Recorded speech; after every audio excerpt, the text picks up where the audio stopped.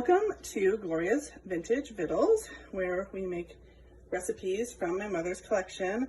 I am doing an old-fashioned baked bean today, so I didn't do a full mise en place. I'll show the rest of the ingredients later, but right now I just need to get these rinsed and soaked.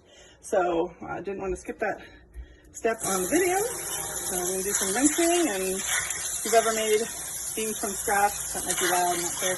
If you've ever made beans from scratch, you know you have to kind of look for bad ones and pick through them. So that's what I'll be doing for a few minutes, and we'll be back. Okay, so now we have the beans and water on the stove. We are going to simmer them for 2 minutes and then let them stand covered for an hour. All right, so now we've got the cover back off the beans, and we are bringing them back to a boil again. As soon as they boil, they get covered and go into a 350 oven for an hour. And so if you looked at the recipe closely, you might have noticed it was cut off. And I did not notice that when I picked it, but we decided we were just going to give it a go. I looked up other old-fashioned from scratch bean recipes to see kind of how they ended. And since we had all the ingredients and could look up other recipes, we are still going to go for it. And so after these go into the oven for an hour, I will be back. I figured while the beans are in the oven, we might as well go over the rest of the ingredients. And I did half this recipe, by the way, because it's pretty carby and I didn't think we needed that many beans left over. So I only use one 16-ounce package. The 6 cups of water are obviously already with the beans and the salt. And then we're going to be using dark brown sugar, molasses, chopped onion, dry mustard, and bacon.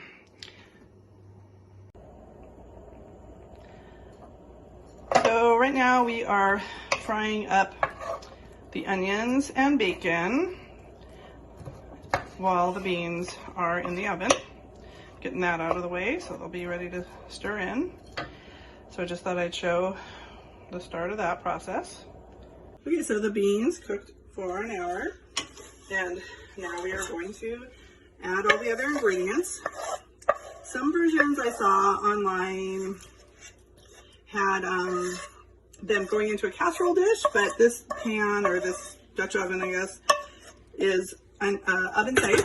So we're just going to go ahead and keep it in the same pan. So bacon and... yeah, that was the bacon and onions, oops. And that was the dry mustard. And this is the combination of molasses and brown sugar that I thought might stick, and it is sticking. So let's get that in there. Yeah. So we're gonna get that cleaned out, get everything stirred up, and I think we might need to add a little liquid. Okay, so I looked at the recipe again, and there actually are specific instructions about covered versus uncovered. So I wanted to come back to that. And the suggestion in the recipe we found was 2 hours covered and then 30 to 60 minutes uncovered. So we're gonna, yeah, now that everything's in there, I think just a smidge more liquid, and we'll check it out in 2 hours and see where we're at.